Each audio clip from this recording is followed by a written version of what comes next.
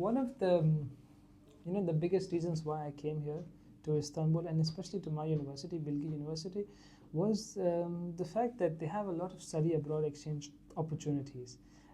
This was something I never knew. Like, I come from India, and if you're doing a bachelor's in India, well, you do all of your bachelor's in India, and let's say if you want to go for master's to another country, you can go.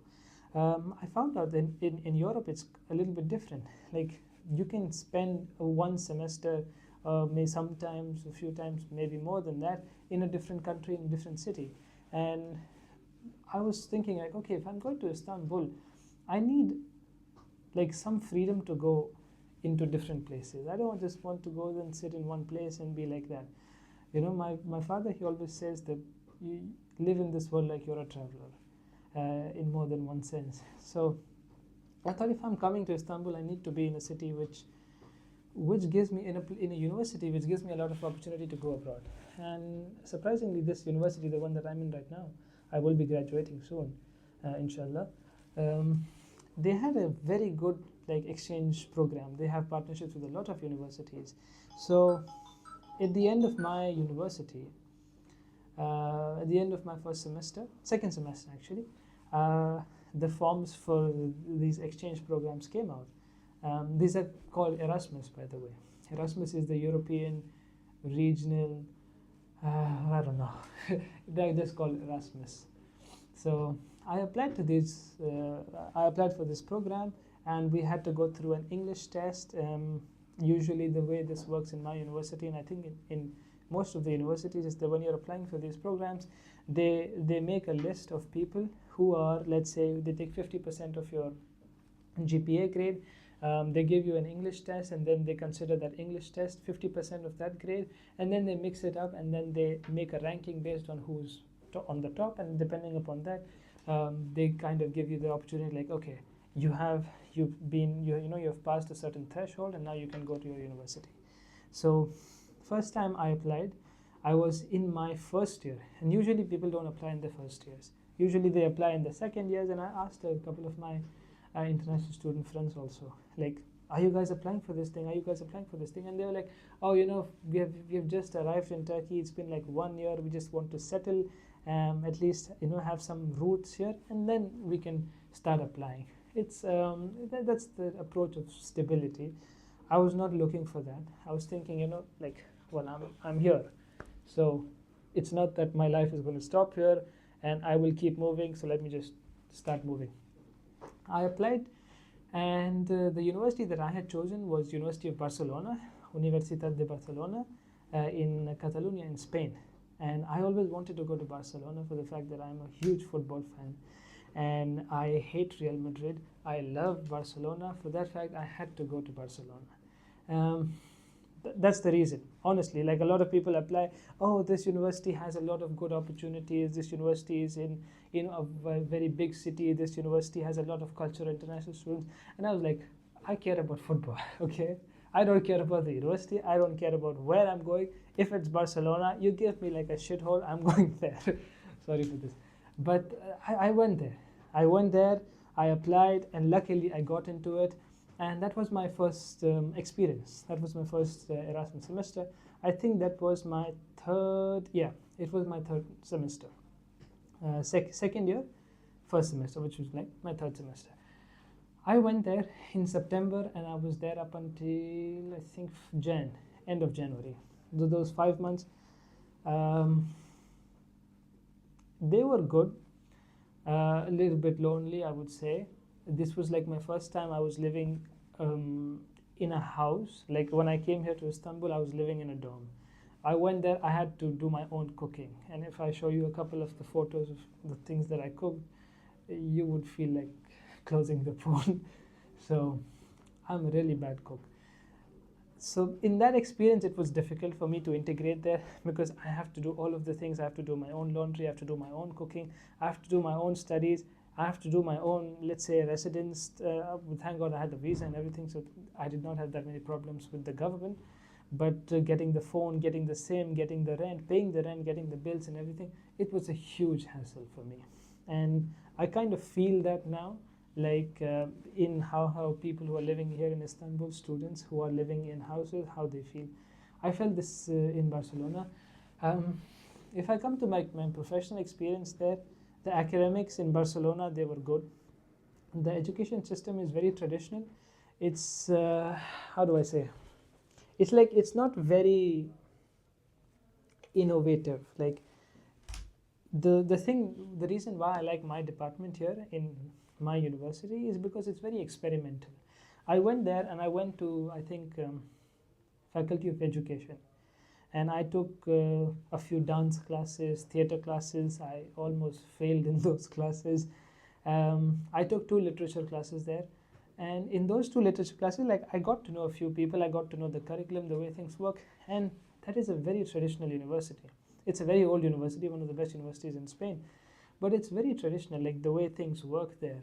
The syllabus, like, it's all classical syllabus. The way education is supposed to be, that's how it is. The reason why I chose my university here in Istanbul, even though it doesn't have a very good ranking, was because the education system was a bit new. It was innovative. It was experimenting with the, like, how can we teach the same things? How can we cultivate the same skill set in our students while at the same time being innovative and being relevant to the modern times? So when I went to Barcelona, I was a little bit disappointed with this thing. For example, I took a Shakespeare class.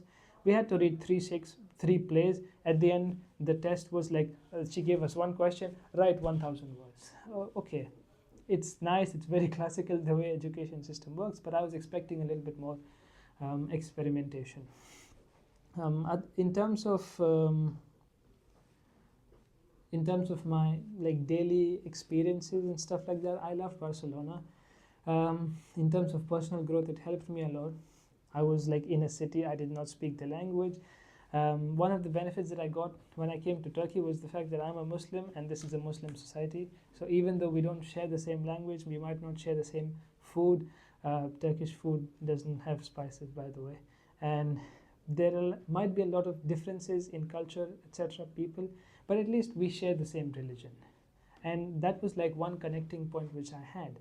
For example, if I have to get up early in the morning and pray, there are other people who are doing that. They may not speak my language. They may not share the same food prices. They may not like the chai that I drink. They are not doing the education that I'm doing. There may be lots of differences, but at least we know that when we have to get up in the morning and pray, we are all going to do it together. There are so many times I just do stuff and they understand and we do it all together without even having to say anything. When I went to Barcelona, this was a little bit different. It's not a Muslim society, it's a Catholic, Christian, I think it's a Catholic society. And so the language is different. By the way, they don't speak Spanish. Like, they speak Catalan, and sometimes they hate if you speak Spanish. And if you speak 1 or 2 words of Catalan, they will love you. I think if you don't know about the issue of Catalonia, you can go and search it out. They are fighting their own independence movement. But so the language was an issue. The culture was an issue. The food is okay. The restaurants they have, it's a fairly international city. It's a very small city, by the way.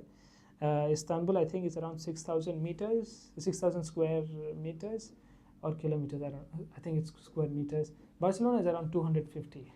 So it's a very small society. Sometimes I used to, like, the first day I walked, I did not have my transportation card with me, like the bus pass. So I thought, okay, let me just walk. In one day, I finished the whole of Barcelona, like, just walking. I was tired at the end of the day, but I was able to do all of that. And the main reason was it was very small. So in that sense, I loved Barcelona. Lots of opportunities. Definitely more exposure to English than Turkish society. It's understandable. It's in Europe, You have it's in Spain, but you have people coming from France, coming from Germany, a lot of Moroccans there. You have people from all over. Most of the, for example, the stores, what do you call? The grocery stores, they were owned by Indians or Chinese, and this was very surprising. Like, there is no white European, Spanish, Catalan guy or girl who's owning these things. So it's very different economic. I would love to do a research paper on that, but by the way. So in that sense, the society was nice. The culture was okay. I was not able to integrate that much in the beginning. By the time I was leaving, I think I was fairly confident that I can come back into this society again at some point in the future, and I might be able to survive. In terms of, yeah. So I came back, I think, in February. I did one semester here, and usually this is like the way Erasmus works is like you do one semester and you come back. When I came back, now usually the reason why people do one semester is because they usually apply in the second year, which means they go for the third year. When they come back, it's almost fourth year, the final year, and usually in the final year, no university accepts it, or even they don't want to go because it's the final year. You have a lot of pressure if you have to do a thesis, etc. That's also an issue. I applied when I was in my first year, so I went to my second year. I thought, okay, I have one more opportunity, and usually, like I'm like, why didn't I think of this before? I came back, I applied again. I was not confident that I would get into another university because I think there are some regulations where if you apply again, then they kind of deduct certain points from the final grading because they want to, give a chance to people who have not studied, who have not went on Erasmus before. I applied again I thought, let me just choose a university which is not that good. I had some options from Italy, some options from Germany, one in Slovakia, I think two in Slovakia, I think one in Budapest, Romania, etc. I thought, okay, I have seen the Western Europe. I've seen Barcelona, which means I've seen how the West works, the Western Europe. I wanted to experience the Eastern European lifestyle. The Slavic lifestyle. Is it different? Is it same? It's still Europe, but is it same? Is it different? Or is it difficult? How is it? And the fact that not many people would be applying there, it gave me a benefit that, if I'm applying again, even if I have a low grade, I might get in because there's no one applying here. I applied. Luckily, I got an opportunity. In that same year, when I came back from Barcelona in January, the September, this would be my third year, first semester. I went to Slovakia. This place was very different. It was like, I don't know, like I have never seen this society before because it's so cold, firstly. Secondly, like you kind of have an idea about what the West is because of Hollywood movies, because of the the movies being made, because of so many memes, because the fact that you study those things when you're studying history and politics, like French Revolution and the World War and this and that, and so you kind of know what is Spain, even though you have never been there. Spain, France, Germany. Who knows Slovakia? Who knows Slovenia, Czech Republic? Most people, when I went there, like my father himself, he was like, "Oh, you're going to Czechoslovakia." I'm like, "No, it's not one country now. It was 1990 something when they broke up." So it's a very different society. It's very cold, literally because of the snow, and the fact that the people, they're also kind of reserved. Like if you interact with them, like if you ask them a question, they will answer you and then go back to do whatever they want. They're not as hospitable or as warm as Turkish people. If you ask Turkish people one question, they will give you 1,000 answers, and then they get excited. Like you can see their physical body giving that reaction that they want to talk to you, they want to get to know you. Slovakia was so different. At first I was kind of offended. Like okay, you don't have to. Like I thought this was like racism or something. Like okay, I'm coming from outside Slovakia, so you don't care about me. Like at least be a little bit polite. Like okay, even if you are racist, no problem, but at least don't show it. So I had this thing. At first I was like offended, and then I was like whatever. So I started talking to more people, and some of my friends, they had similar experiences. Then I talked to a few Slovak people. I went to a university in Košice. Košice is on the western side, almost close to Ukraine. And there were a lot of Ukrainian students there, Polish students there. And one thing I came to know is like, even among themselves, they're very cold. It's not something that they are showing just to me. They're just showing that face to everyone, which is something I came to appreciate that, because if, they were not pretending. Like a lot of people who are very excited, who are very warm, sometimes you feel that they're very shallow. Like they're doing this to everyone. So like you feel special a little bit in the beginning, but then you see this same guy who's reacting in the same way to a totally different guy, and then you feel, okay, so I'm not special or something like that. So But these people in Slovakia, they were cold, but they were honest, they were very sincere. I love this fact about them. They were very sincere. Like, if they have a problem, they won't pretend that it might be very impolite to ask you or something, like, but they will never hurt you just for the reason of hurting you. Sometimes people who are very warm and outgoing, especially in Western Europe, they can kind of hide in their underbelly some form of racism. Like, they are trying to be polite, but they still be like, okay, you are you and we are we. There is a we versus you. In Slovakia, I did not feel like that. So that was good. The society was good. They drink a lot of alcohol. The beer is cheaper than water. Apart from that, the culture is very different. It's cold, really. Like, after 8 o'clock at night, you don't see anyone outside. In Istanbul, you go out at 12 o'clock at night and you see a lot of you see traffic. In there, after 8 o'clock, if you go, you basically feel like it's, you're in a village. I traveled a lot in Slovakia. We had like a free train pass, and the students, and we can just go anywhere in Slovakia. So sometimes we used to just plan, okay, let's just go to the capital Bratislava, which is on the eastern side, next to Vienna. Then there were a few heritage small sites, villages, snow-covered mountains, and we thought, well, let's just go there. It's free. We don't have to pay anything. We have time. Let's go. So we made those choices, and I discovered Slovakia a lot, and I can say it's been like my most favorite place I've ever been. The people have been so like cute in their personality, have been so honest and sincere, and the place is very scenic, very beautiful, very anti-fake. Like, they don't pretend, which is a very good quality for our modern age. If I talk about studies, well, I went there for study. I did not study that much, but Erasmus is more for exploring the culture and the place. But the study is good. Again, the education is very traditional compared to Turkey. If you talk about opportunities, I did not see that much. I think maybe I did not explore that much, but it's not an international country. It's not an international city where I was in. The population was around 250,000, which might sound a very I mean, it depends upon who you are and where. If you're watching this from India, maybe you think that, oh, that's a village. If you're watching this from, let's say, New Zealand, you might think that, oh my God, that's huge. So, but the population, I come from India. The city that I come from, Mumbai, it's 22 million population. Istanbul, 25 million population. I went to this city. This is the second biggest city, apparently the commercial center. I'm like, this is a village. Okay, this is basically a village. It's very small. You can just walk. In about 3 hours, you can finish the whole city.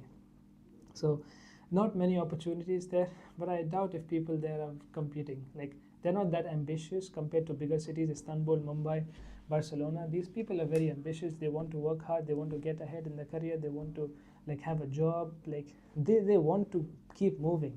Slovakia was that one place which taught me, like, just stay in your place. It's so like, I don't know, it's so, like, they made me stop, like, pause and live in this city. Just stay, like, breathe.